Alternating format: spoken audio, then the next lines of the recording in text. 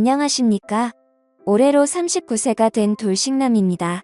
혼자가 된다는 걸 상상도 해본 적이 없고 막연하게 두렵기만 했었습니다.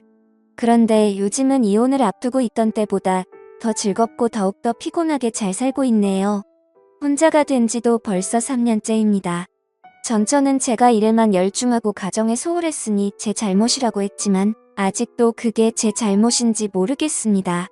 퇴근하고 나면 아내가 집에 없는 날도 잦았습니다. 전업주부였거든요. 그런데 어디 가는지 말도 안 하고 전화도 안 하면 당연히 퇴근한 제가 걱정하지 않겠습니까? 그런데 아내는 계속 어디 다녀왔는지 말도 안 해주고 알게 뭐냐는 식으로 나오길래 정말 의심하기는 싫었지만 자꾸 안 좋은 생각만 나게 되더라고요. 그때쯤 아내는 한동안 안 하던 화장도 다시 하고 그랬거든요. 시간을 들여 알아보니 아내는 제 예상대로 저 말고 다른 사람을 만나고 있었네요. 그것도 한 명이 아니고 둘씩이나 말입니다. 다행히 기책 사유가 아내에게 있었기에 제가 위자료 하나 물어줄 필요는 없었습니다. 둘 사이에 자식도 없었고 갈라선 뒤에는 따로 고민할 필요가 없었습니다. 하지만 그 정신적 충격은 정말 오래 가더라고요. 집에 퇴근하면 혼자가 된 외로움보다 더 견디기 힘들었던 건 집안 구석구석 그대로 남아있는 아내의 흔적 때문이었습니다. 분명 우리도 서로 사랑한 날이 있었을 텐데 어디서부터 잘못된 건지 알팡도가 전혀 없었지요. 결혼했으니 두 사람 행복하게 잘 살아보자고 그렇게 열심히 일을 했는데 그 목표가 사라지니 뭘 해야 할지 모르겠더라고요. 횡하고 한계까지 도는 외로운 집 구석보다 더 힘들었던 건 주변에서 저를 걱정한답시고 안부를 물어오는 사람들이었습니다. 잊을만할 내치면 저한테 괜찮냐, 마음 정리는 다 된 거냐 물어오는 사람들이 참 가식적이게 느껴지기까지 했습니다. 그래서 잘 다니고 있던 회사마저 그만두게 되었습니다. 가끔씩 숨이 턱턱 막혀오고 그러는 게 공원 발작까지 오게 되니 정말 아무것도 못하겠더라고요. 그리고 결국에는 둘이서 시작한 집까지 팔아버리게 되었습니다. 외로움을 더 느끼고 싶지도 않고 아내의 흔적도 한 번에 날려버릴 계획이었어요. 불행 중 다행인지 10년에 가까운 세월이 지난 지금의 집값이 무지막지하게 올랐더군요. 집값이 오른 게 내 집만 오른 게 아니다 보니 결국 그 집을 판다고 한들 더 좋은 집에 갈 수 있는 상황은 아니었습니다. 그래도 한동안은 일 같은 거 하지 않아도 충분히 놀고 먹을 만큼의 시세 차익을 얻을 수가 있었네요. 부모님도 뭐하러 서울 바닥에 붙어 있냐고, 직장도 그만뒀으면 그냥 고향으로 돌아오라고 하셨지만 그래도 혹시나 싶어서 몇 년간은 더 지내보자 싶었습니다. 어차피 별 볼 일 없으면 다시 고향으로 내려갈 것이고 그 사이에 시세 차익으로 돈을 벌어봐야 얼마나 벌겠냐는 생각이 들었어요. 그리고 혼자서 집안일하고 청소하고 하는 것도 귀찮으니 넓은 집은 구할 필요가 없겠더라고요. 그래서 그냥 적당한 위치에다가 원룸 월세방을 구하게 되었습니다. 아파트에 비하면 아내와 제가 쓰던 안방만도 못한 사이즈의 원룸이었지만 마음마름은 오히려 치유되는 느낌이 들어서 참 좋았네요. 혼자 살게 되면서 편한 점도 많았지만 가장 불편했던 건 바로 식사였습니다. 그래도 전처가 밥 하나만큼은 잘 차려줬거든요. 그때는 인스턴트 같은 건 생각도 못하고 집밥을 먹었는데 지금은 인스턴트가 거의 주식이 되어버렸습니다. 대부분의 식사는 편의점 도시락으로 때우거나 전자레인지로 데우기만 하면 되는 즉석식품들 위주로만 식사를 챙겨 먹게 되었어요. 사실 처음에는 장도 봐오고 페인같이 살지 않으려 노력했습니다. 그런데 아무래도 혼자 지내다 보니 식재료 같은 건 또 너무 많이 남더라고요. 한 끼만 먹으면 되는데 재료는 뭐 그렇게 많이 남는지 그렇다고 조금밖에 사지 않으니 그건 또 밥 해 먹을 때마다 장 보러 왔다 갔다 하는 게 참 힘들었네요. 큰 맘 먹고 상다리 휘어지게 차려도 혼자 먹는 건 기분도 안 나고 친구들을 부르자니 친구들도 다 가정이 있는지라 좀처럼 쉽게 나오지 못하더라고요. 먹는 게 참 중요한 것이 맨날 똑같은 편의점 음식만 먹다 보니 나중에 가면 편의점 근처에만 가도 속이 더부룩하고 물리더라고요. 애초에 집까지 팔아치우고 혼자 지내게 된 게 아내가 떠났다고 해서 페인같이 지내지 말고 잘 지내보자고 그런 건데 오히려 무기력함은 그때보다 더 강하게 저를 괴롭히기 시작했습니다. 그나마 편의점 도시락 중에 반찬 구성이 가장 괜찮은 게 있어서 그걸 자주 먹었는데 그날은 편의점에 갔는데 제가 매번 먹는 그게 없더라고요. 다른 건 다 튀김에 느끼한 것들 위주라서 다른 편의점에 뭐라도 있나 찾으러 가봐야겠다 싶어서 발걸음을 옮겼습니다. 그렇게 다음 편의점에 다다르기 전에 길목에 있는 김밥집에 눈이 돌아가더라고요.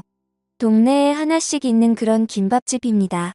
김밥으로 시작해서 각종 분식류의 식사류까지 수많은 메뉴들을 취급하는 그런 가게예요.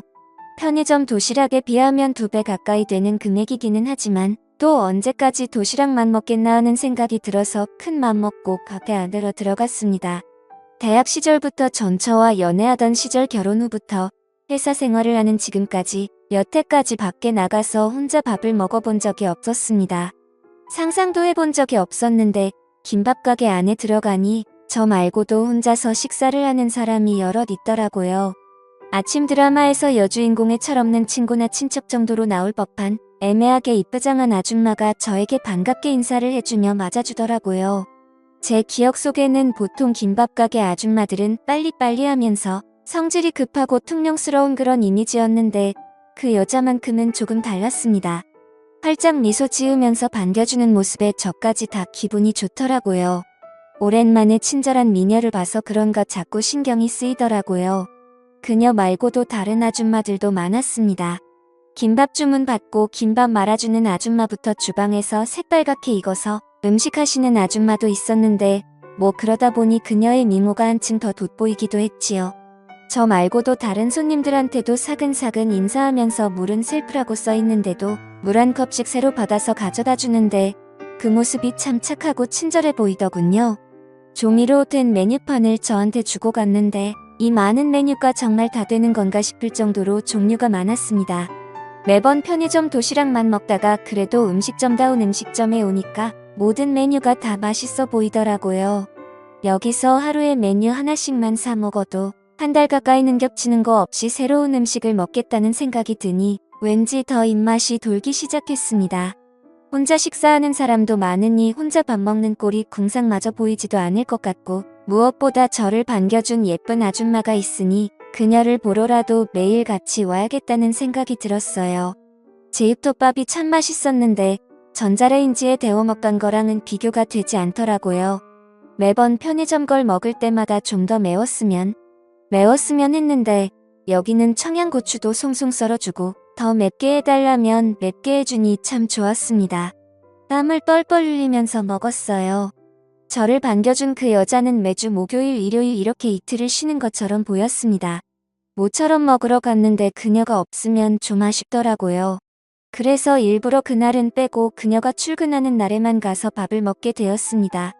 하루는 또 땀을 뻘뻘 흘리면서 제육덮밥을 먹고 있는데 주방에서 일하시는 아줌마가 밖에 나오더니 저한테 친한 척을 하더라고요. 제가 매번 청양고추 넣어서 해달라고 하는 데다가 매일 같이 와서 같은 걸 먹고 가니까 아줌마도 제가 참 신기했나 봅니다. 저를 청양고추 총각이라고 불렀었는데 저한테 총각은 왜 맨날 혼자서 밥 먹으러 오냐고 물어보더라고요. 그래서 아줌마의 질문에 제가 총각은 맞는데 얼마 전에 반품돼가지고 총각이 된 거라고, 그래서 이렇게 혼자 오는 거라고 대답을 했어요. 그 정도면 충분한 대답이 되었을 거라 생각했습니다.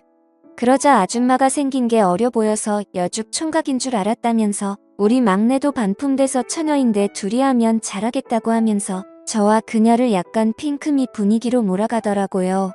그녀는 앞서 말한 대로 상당한 미인이었습니다. 김밥집에서 일하다 보니 화장을 거의 안 하고 다니는데 화장을 안 해도 어지간히 그녀보다 예쁜 사람은 보기 힘들 정도예요. 조금 마른 체형이라서 억척스러워 보이기는 하는데 그래도 키가 크니까 김밥집 유니폼에 앞치마를 메고 있는데도 오태가 살더라고요. 딱 봐도 화장하고 꾸며놓으면 어디 가서 빠지지 않을 만한 여자라고 생각했었습니다. 그런데 아무튼 아줌마들이 그녀와 저를 이어주려는 분위기가 조성되었고 어쩌다가 둘이 눈이 마주쳤는데 그 여자가 살짝 웃으면서 부끄러워하는데 멈춘 줄 알았던 제 마음이 유동을 치기 시작하는 겁니다. 혼자가 된 지도 꽤 오래되기도 했지만 그녀가 그동안 보여준 친절함과 예쁜 미소가 알게 모르게 제 스스로 그녀에게 빠져들게 만들고 있었던 것 같네요. 나중에 알고 보니 아줌마들은 제가 그녀가 일하는 날만 골라서 오는 걸 눈치채고는 그녀와 저를 애초에 이어줄 생각을 가지고 있었나 봅니다. 다 티가 났었나 봐요. 그래도 둘 다 한 번 다녀와 본 사람이라고 그냥 저냥 대화를 나누는데도 그녀와 저 사이에 묘한 공감대가 형성이 되어 있고 대화도 잘 통했습니다. 그 뒤로부터는 제가 식사하러 오면 그녀는 일을 하다 말고 그냥 제 앞에 마주 앉아서 제가 밥 먹는 걸 지켜봐줬습니다. 반찬이 모자라면 김치와 단무지뿐이지만 새로 가져다주고 물컵이 비면 물도 채워줬습니다. 저는 점점 그녀에게 빠져들게 되었지요. 그러던 어느 날도 평소처럼 밥을 먹으러 김밥집으로 향하고 있던 날이었습니다. 보통 가게가 통유리로 되어 있잖아요. 그래서 길 건너편에서도 가게 안쪽이 보이는데 그녀가 창가 쪽에 앉아 있더라고요. 괜히 기쁘게 빨리 가야겠다 싶었는데 그녀 맞은편에 저 말고 그녀 또래의 남자가 앉아 있는 겁니다.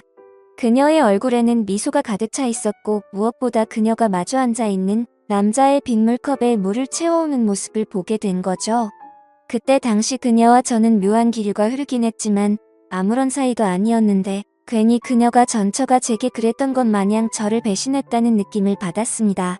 온몸이 부들부들 떨리고 그 자리에 서 있을 수가 없더라고요. 그렇게 발길을 돌려서 집으로 돌아왔습니다. 그날 이후로 저는 김밥집에 발길을 끊었습니다. 괜히 그 여자와 다시 새로운 삶을 꿈꾸려 했던 제가 다 바보 같다는 생각이 들었어요. 저는 그냥 그녀가 친절하게 대해주는 여타 다른 손님들과 다를 바가 없는 사람이었는데 저만 특별하다고 생각했던 거였으니까요. 하지만 또 편의점 음식을 먹고 싶지가 않더라고요. 그래서 그날 이후로는 번거롭지만 장을 봐서 직접 음식을 해먹기 시작했습니다. 다시 사람답게 살아야겠다 결심을 했었거든요. 편의점 밥만 먹다간 이런 페인 같은 생활을 청산할 수가 없을 거라고 생각했고 제가 직접 밥을 해먹는 것부터가 새로운 삶을 시작할 준비라고 생각했었습니다. 혼자서 음식을 하고 그 밥을 먹으려니 이미 벌써부터 질리기 시작했습니다. 제가 요리를 잘 못하는 것도 있지만 이미 음식을 하면서 그 과정에 질려서 식욕이 뚝 떨어지더라고요. 제가 음식을 해도 괜찮으니 같이 먹어줄 사람 한 명이라도 있었더라면 하는 생각이 마구마구 들었습니다. 요리 솜씨는 조금 나아졌을지언정 밥 먹는 재미를 점차 잃어가고 있던 어느 날이었습니다.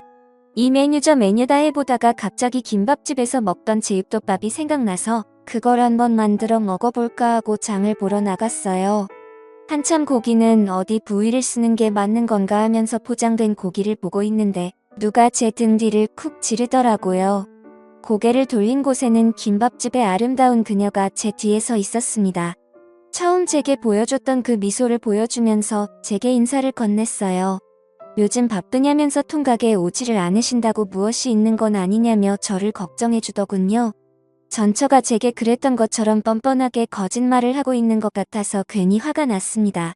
사실 그녀가 잘못한 건 아무것도 없는데 그동안의 외로움과 제 과거의 트라우마가 교차하면서 아무 잘못도 없는 그녀에게 화를 내기 시작했죠. 그때 그 남자하고는 잘 돼가고 있냐 빈정거리면서 저 말고도 남자가 많아 보이는데 저까지 신경 쓸 겨를을 있냐고 빈정거렸습니다. 그런데 그녀는 제가 무슨 말을 하는지 전혀 몰라 하더라고요. 오히려 빈정거리는 저를 무시해버려도 되는데 그녀는 오해가 있는 것 같다면서 제가 무슨 말을 하는 건지 모르겠다 하더라고요. 그래서 제가 얼마 전에 가게에서 다른 남자와 마주 앉아서 밥을 먹지 않았냐고 저 말고도 작업권은 남자가 많은 것 같은데 저는 직업도 없고 아무것도 없는 백수니까 그 번지르르 한 사람하고나 잘해보라고 말했어요. 그건 제 오해가 맞았습니다.